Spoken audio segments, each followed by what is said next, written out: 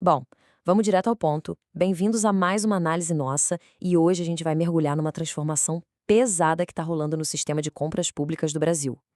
Para quem já acompanha de perto o mercado corporativo e o vai e vem do governo, já sacou que as regras do jogo mudaram, e mudaram muito. Acabou aquela história de focar só em burocracia e carimbo. A gente está falando de uma mudança estrutural gigantesca de como o dinheiro público é gerido e, principalmente, como a tecnologia e a ética viraram as verdadeiras estrelas do show. E para a gente preparar o terreno aqui, olha só essa frase da Fernanda Peron Geraldini, publicada lá no portal Migalhas. Ela diz: a integridade não pode ser palavra vazia. Ela é caminho de sobrevivência. E é exatamente isso, gente. Agir com integridade parou de ser só uma palavra bonita para colocar na parede da empresa. O cenário onde estar em conformidade com as regras era só para inglês ver ficou lá no passado. Hoje, quem não leva a integridade a sério está, literalmente, fechando as próprias portas. É sobrevivência pura. Então, para a gente mapear como essa evolução aconteceu, a nossa análise vai passar por 4 pontos essenciais. 1. Os riscos nas compras públicas. 2. A era da integridade. 3. A inclusão social e econômica. E fechamos com o ponto 4, a modernização nos municípios. Vamos nessa?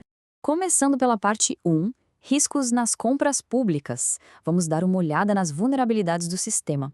A gente já abre com aquela pergunta que não quer calar para quem atua nesse setor.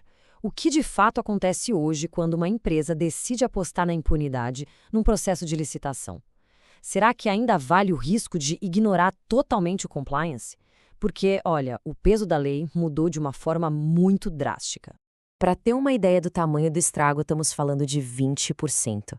Sob as regras da lei de corrupção, as multas podem bater em até 20% do faturamento bruto da companhia inteira. E não para por aí.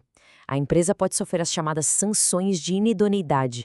Sabe o que isso significa na prática? A porta fecha completamente para qualquer contrato futuro com o governo. É um risco financeiro e de reputação capaz de quebrar um negócio do dia para a noite.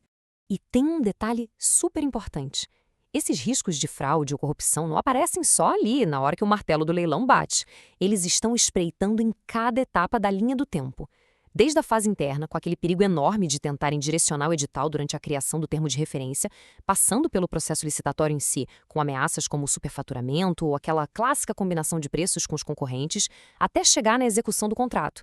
Ali o perigo continua, com a entrega de materiais muito inferiores, subcontratações ilegais ou aqueles pedidos absurdos de aditivos contratuais. O monitoramento tem que ser total, do início ao fim. E se alguém acha que ainda dá para despistar os órgãos de controle com esquemas antigos, bom, é melhor pensar 2 vezes. A Controladoria Geral da União, a CGU, revelou há pouco tempo que está usando um modelo de inteligência artificial afiadíssimo para análise de riscos. E pasmem, usando só dados abertos, públicos. A IA conseguiu prever quais empresas seriam punidas com uma taxa de acerto de mais de 90%. 90%. O cerco digital simplesmente fechou de vez. O que nos leva direto para a nossa parte 2, a era da integridade, e como o sistema está combatendo essas fraudes. Nessa nova fase do jogo, uma das grandes inovações é o Pacto Brasil pela Integridade Empresarial, que também foi lançado pela CGU. Isso aqui é uma ponte essencial de cooperação entre quem é público e quem é privado. Detalhe importante, não é uma obrigação que a lei empurra goela abaixo, não. É um compromisso voluntário. A empresa decide ir lá e assume publicamente a responsabilidade de implementar políticas éticas de verdade, passando inclusive por autoavaliações, para ajudar a construir um mercado limpo. Mas por que entrar nisso? Porque aderir a esse pacto traz vantagens estratégicas muito palpáveis. Ele transforma aquele velho compliance que todo mundo achava que era só papelada burocrática em uma ferramenta poderosíssima. Aumenta a reputação, ajuda a prevenir fraudes lá dentro de casa, atrai parceiros que também jogam limpo, facilita o acesso a um crédito melhor e, muitas vezes, acaba sendo grande diferencial competitivo nas mega licitações. E olha que sacada genial do Cassiano Cardoso, do Ministério Público do Rio Grande do Sul. O MPRS foi o primeiro apoiador institucional desse pacto. E ele resume essa mudança de paradigma perfeitamente. A integridade deixa de ser apenas um dever legal e passa a ser um diferencial competitivo. É isso. Parou de ser aquele peso focado só em evitar tomar multa e virou um valor intrínseco aos negócios que impulsiona quem quer crescer de forma sustentável. Isso se conecta muito bem com a nossa parte 3, inclusão social e econômica nas compras públicas. Vamos observar duas iniciativas diferentes, mas que mostram na prática como o poder de compra gigante do Estado consegue gerar um impacto profundo de inclusão. De um lado, a gente tem uma pauta federal em andamento, o Projeto de Lei 1396 de 2025, que propõe criar cotas para ex-militares temporários trabalharem em obras públicas. E do outro lado, num nível municipal, a gente vê o programa GoMei da Prefeitura do Recife, focado em colocar de vez o microempreendedor individual para dentro desse mercado de compras do governo. Dando um zoom nessa proposta militar primeiro, o texto traz um filtro bem rigoroso. O relator, deputado General Pazuello, deixou claro que é preciso separar o joio do trigo. A ideia é aproveitar atributos excelentes nas obras públicas, como disciplina e liderança, mas quem foi desligado das Forças Armadas por algum comportamento impróprio fica de fora do benefício. Isso garante que a proposta continue super alinhada com aqueles princípios de integridade que a gente acabou de ver.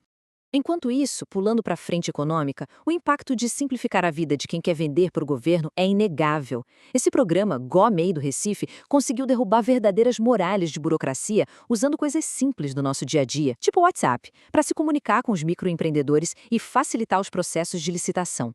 O sucesso foi tamanho que o Recife levou o primeiro lugar no prêmio Sebrae Prefeitura Empreendedora. E tem mais, serviu de inspiração para a plataforma nacional Contrata Mais Brasil, espalhando essa inclusão produtiva para todo canto do país. Para fechar o nosso mapa, vamos para a parte 4, modernização. Como a inovação está chegando nos municípios. A gente vê esses conceitos caindo no mundo real, por exemplo, lá em Feira de Santana, na Bahia. Os pregoeiros públicos de lá estão passando por treinamentos focados num princípio bem interessante chamado formalismo moderado. Mas o que isso significa no fim do dia? Significa ter bom senso com as exigências. É garantir que um rigor maluco com as regras e papéis não vire uma burocracia paralisante. O foco passa a ser entregar rápido o serviço que a população está precisando, sem, é claro, chutar o balde da segurança jurídica.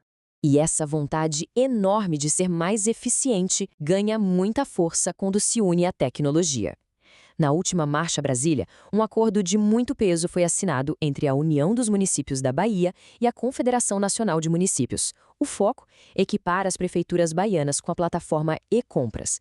Quando você coloca uma ferramenta digital dessas na mão da gestão, você padroniza processos, corta gastos, dá segurança legal e, principalmente, instala de vez aquela transparência ágil que a gente viu que é exigência básica hoje em dia. Para amarrar toda a nossa análise, eu quero deixar uma provocação para ficar na cabeça de todo mundo. Pensa comigo, nessa nova era que a gente dissecou aqui de inteligências artificiais farejando fraudes, com multas que destroem literalmente qualquer operação, faz algum sentido correr o risco gigantesco por um atalho ou um jeitinho de curto prazo? Ou será que a verdadeira, a definitiva vantagem competitiva está num compromisso inabalável com a cultura ética de longo prazo? Fica o questionamento. Muito obrigado por acompanharem essa imersão de hoje e continue sempre buscando aprofundar esse conhecimento. Até a próxima!